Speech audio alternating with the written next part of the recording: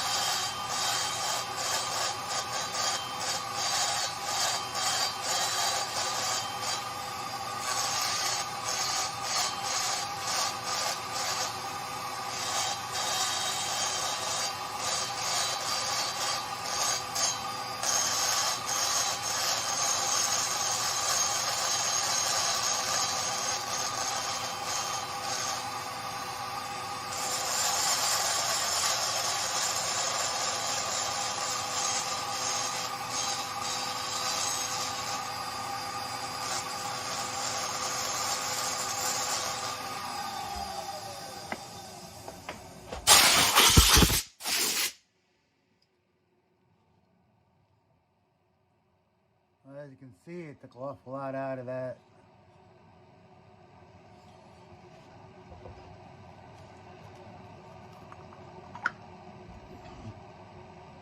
And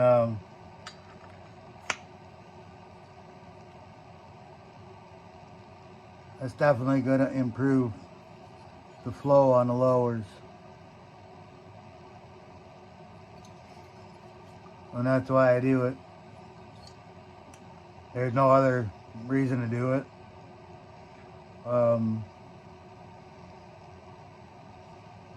If I was going to have a piston designed for this saw, I would design it a little different. Try to give myself a little more room. Go a little lower. That up a little higher. There was a guy that mentioned about putting a windowed piston in there. I've drilled holes up here on the upper part of the piston on each side of the pin. About a 5/16 hole in there. Just drill a hole, 4 holes. And I've added windows up in here to kind of match that, get a little more transfer through it. Didn't really make a whole lot of difference. But if you used a full windowed piston, you definitely could take this up another, well, I don't know, 1/4 of an inch or so. Probably would actually give you a little bit more. The problem is finding a windowed piston that meets all the other criteria that you need to make it work. Not saying there ain't one out there, but it takes time to find all that stuff, and you pretty much got to order a piston for every saw ever made to come up with what you really truly need. We got a little bit more cleanup to do on here. I got a little rough edges out here, and I gotta chamfer everything yet. Well, I haven't chamfered anything yet, but that would be next. Well, I still got to put the epoxy in the intake, and like I said, that takes a day. So at this point, everything that I would do to the cylinder is done, other than the intake and the epoxy and finishing the epoxy off. And but yeah, I could chamfer this all now. It should be what it's done. I always chamfer the intake port before I put the epoxy in there. I never want a rough edge there. The epoxy is softer than the plating by far, so you want to chamfer it, clean it up, make sure that's good before you put any kind of epoxy in there. So that's where we're at. Base cut, squish cut, port numbers are changed, improved compression. We didn't grind through the transfers anywhere, and I'm liking this. From here, I'm going to put the muffler plate heat shield on here, match this port to the heat shield, and then the heat shield and the port, I'll be matching them two together, and then I'll transfer that heat shield to the muffler. Intake boot's been matched. That was so very close that I really hardly even touched it in there, so I didn't even really show it. I just barely cleaned it up a little bit. And Husky's pretty good about that. Steel's not quite so good about that. So that's where we're at. We'll move on to the next one. I was up to the point where I needed to deburr this. So I'm going to go ahead and do that. I use kind of an oval shaped diamond burr, and doesn't take a lot of chamfer to push that ring back in there. And all the books I've ever read, it's supposed to be about a 10-degree angle, so nothing really sharp. A lot of factory chamfering I see is probably close to 45 degrees, and I think that's a little harsh. So a little cleanup and a little chamfering.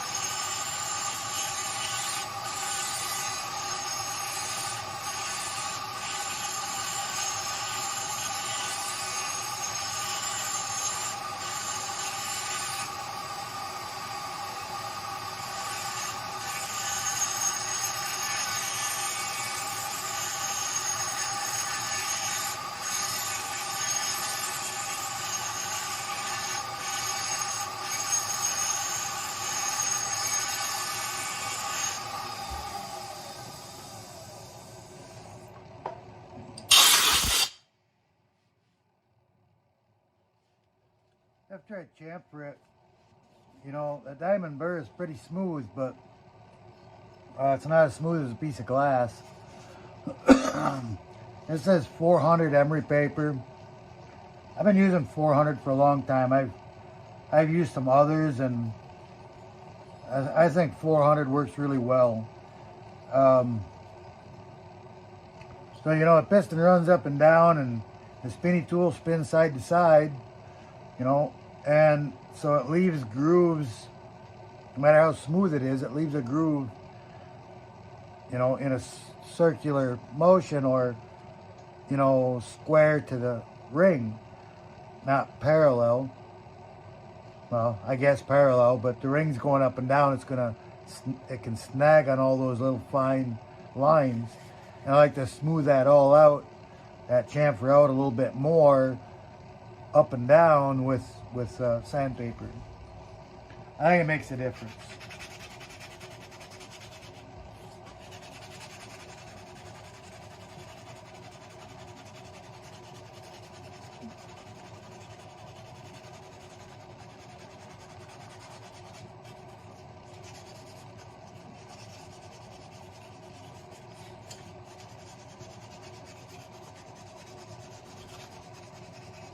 We're looking for a long-lasting ring, you know, so if we can reduce wear anywhere, that's the goal, you know. And when I'm doing this, I'm pressing pretty hard. It allows my finger to kind of fall into that port just like a ring would. So I'm getting that whole area that the ring would ever touch just kind of polished up, you know.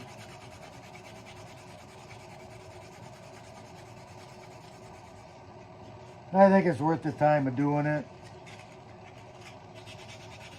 I know an old-time porter that he doesn't chamfer the ports at all. He just sands it like this and considers that good enough.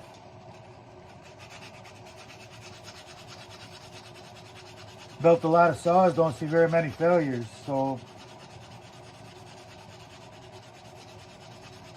I just don't trust that you can get away with that. You gotta put a little bit of something on there. My feelings anyway. But it doesn't take a whole lot, you know. If you put a great big chamfer on there, it's going to change your port timing.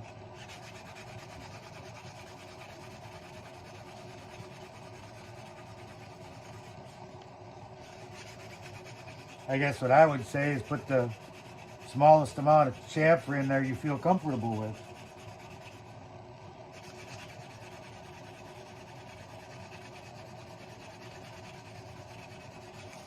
See, and you can feel the difference too as you're sanding. You can feel that go from, you know, having some resistance to not really having much resistance. Then you can take your finger and you can lightly rub it up and down over the port, and it's just smooth. And that's what you're looking for. You know, you miss something here, you feel it. And that's really all there is to chamfering. I didn't do I didn't change the window on the exhaust port, so I really didn't have to chamfer that at all. And I just kind of go over it a little bit just to make sure that there's nothing there from the factory. Clean things up, and it's pretty much ready to go back together. One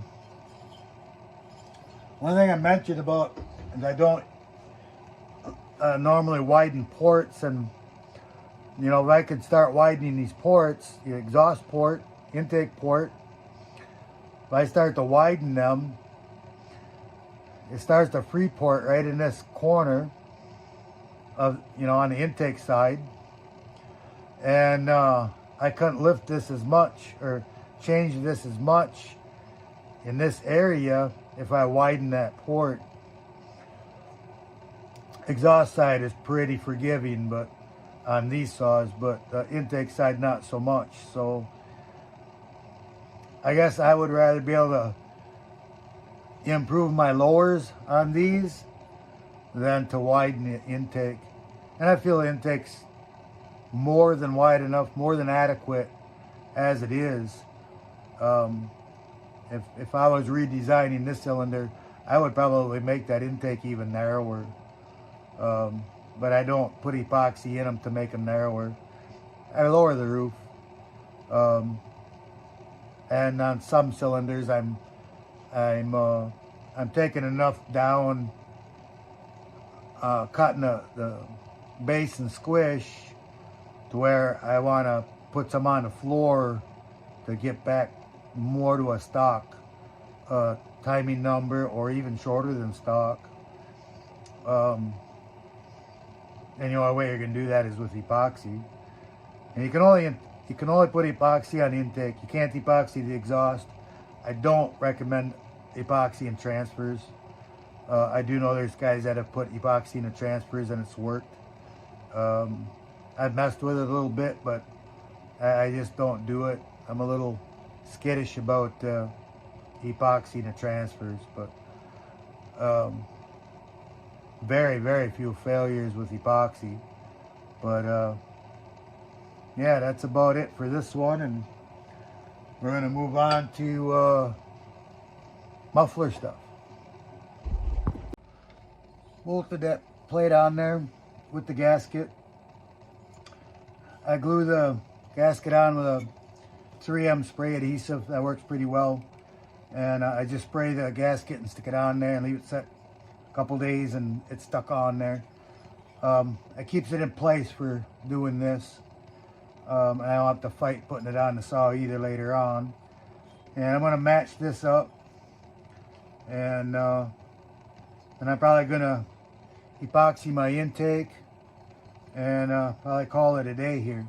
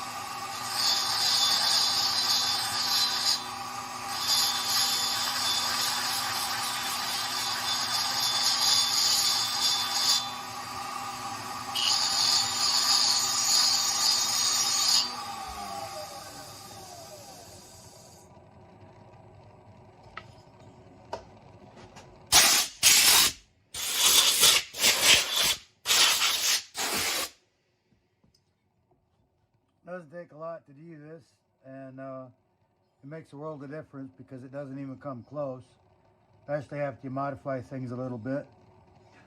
So we'll move on. We'll put some epoxy in there.